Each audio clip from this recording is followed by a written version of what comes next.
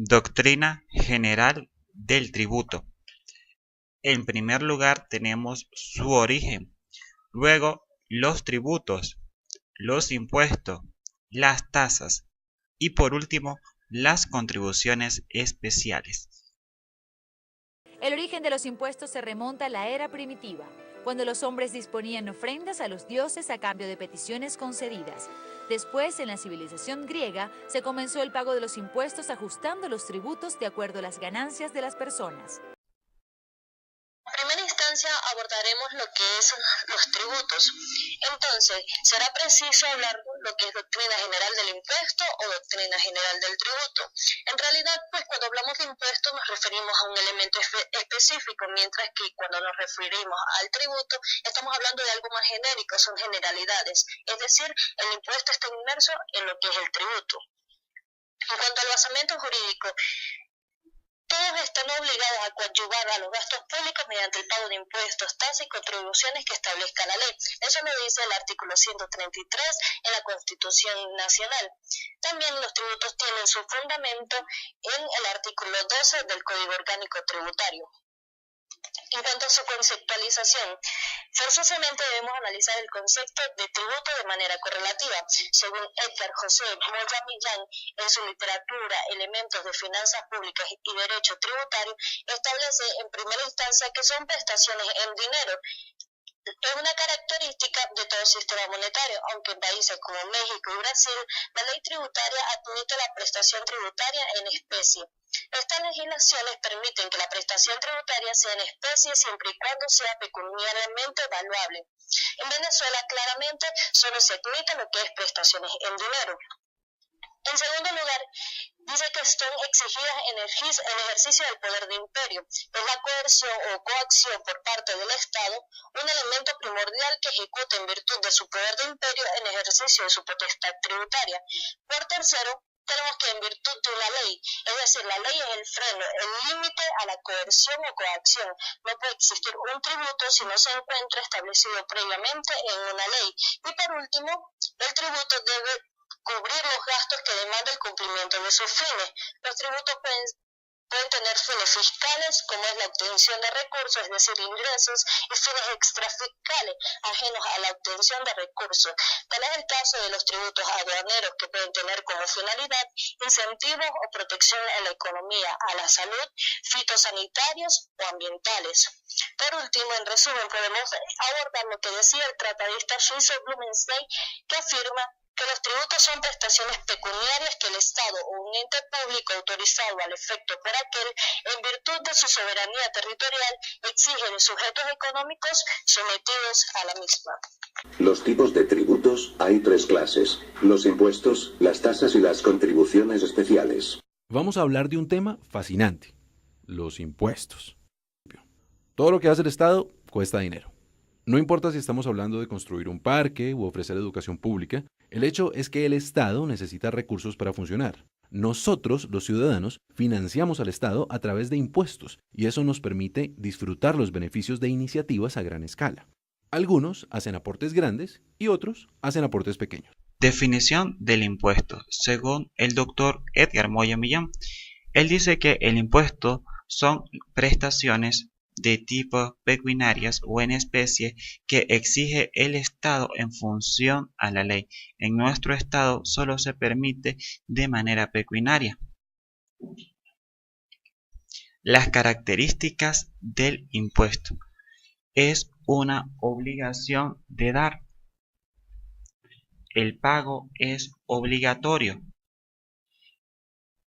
En la relación entre el Estado y poder, es un poder que tiene el Estado en función a la ley, tanto para las personas jurídicas como para las personas naturales. La clasificación. Las directas son aquellas que van a gravar las fuentes de riqueza, patrimonio y renta. Acá se encuentran las reales, que aquí le interesa la cualidad del bien o de la cosa. En la personal le interesa la capacidad económica del sujeto pasivo y todo todos los datos inherentes a la persona. ¿Cuáles son los indirectos? Son aquellos que van a gravar el consumo. Los progresivos, que son aquellos en los cuales las alícuotas van variando de acuerdo a su capacidad económica. El impuesto sobre la renta. Los proporcionales, existe una única alícuota, el 12%, el IVA. La tasa es el pago que una persona realiza por la utilización de un servicio, por tanto, si el servicio no es utilizado, no existe la obligación de pagar. Las tasas. Esto es según Villegas, citado por Moya. Él argumenta que las tasas es un tributo cuyo hecho generador está integrado por la actividad del Estado en sus diferentes niveles, explicó el profesor José Ladio Flores, nacional, municipal y estatal, que es divisible e inherente a su soberanía, hallándose esta actividad relacionada directamente al sujeto pasivo.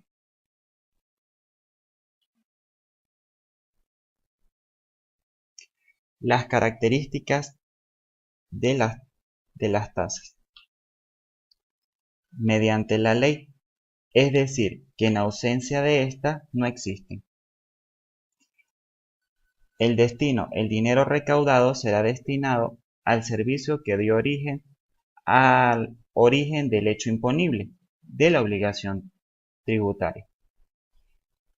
El hecho imponible recae sobre la prestación de un servicio público que el Estado presta al interesado a cambio de una contraprestación monetaria, el pago. Son exigidas por entidades públicas del derecho público. Divisible, que pueda individualizarse e identificarse al prestatario. La clasificación son dos: las tasas judiciales y las administrativas. ¿Cuáles son las judiciales? Son aquellas que se proceden por el servicio del Poder Judicial del Estado, pero luego del proceso constituyente en 1999, estas tasas quedaron derogadas, y las tasas administrativas lo exige una institución del derecho público por autorización de la ley. Es decir, el poder administrativo del Estado. Un ejemplo, pues, es cuando se registra un título académico. Las contribuciones especiales se pagan cuando se recibe beneficio por una obra pública. Contribuciones especiales. Según el diccionario de Guillermo Cabanellas nos dice, en concepto fiscal de España, el tributo cuyo hecho imponible consiste en la obtención por el sujeto pasivo de un beneficio o un aumento del valor de sus bienes, consecuencia de la realización de obras públicas o del establecimiento o ampliación de servicios también públicos. Él hace referencia a lo que son los impuestos, la plusvalía y las tasas. Considerando la categoría del tributo que está establecida en la ley, que genera beneficios a nivel individual y colectivo mediante la realización de obras públicas o de especiales actividades. De acuerdo a la tipología de las contribuciones especiales, tenemos las de mejora, donde Guillermo Cabanellas nos recuerda que es un aporte de dinero exigido por el Estado a los propietarios de inmuebles que se beneficiarán por ciertas mejoras a ser realizadas por el Estado. También considera un mecanismo de financiación de obras donde está caracterizado por el hecho de que las contribuciones son impuestas con independencia del consentimiento o voluntad de sus obligados, como una contraprestación imperativamente fijada respecto de ciertos beneficios que pueden incidir directa o indirectamente sobre el patrimonio del contribuyente. También cuenta con tales características que genera una plusvalía, es decir, incrementa el patrimonio del sujeto pasivo. Existe una expropiación para una obra pública, es proporcional a la plusvalía en este caso, beneficio directo al sujeto pasivo y al Estado. Tiene destino para la manutención de obras y para otras obras públicas también. De acuerdo a la segunda tipología, tenemos las contribuciones especiales de seguridad social, consideradas también para fiscales. De acuerdo al profesor José Ladio Flores, nos dice que consiste en un argumento tributario que se genera dentro del marco de la ley en función a un fin social.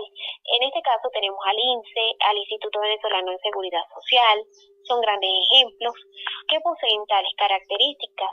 Ellos no forman parte de la caja del Estado, no entra a la caja de la tesorería, no recauda la administración tributaria y existe la acción del ser humano como parte de la fuerza de trabajo.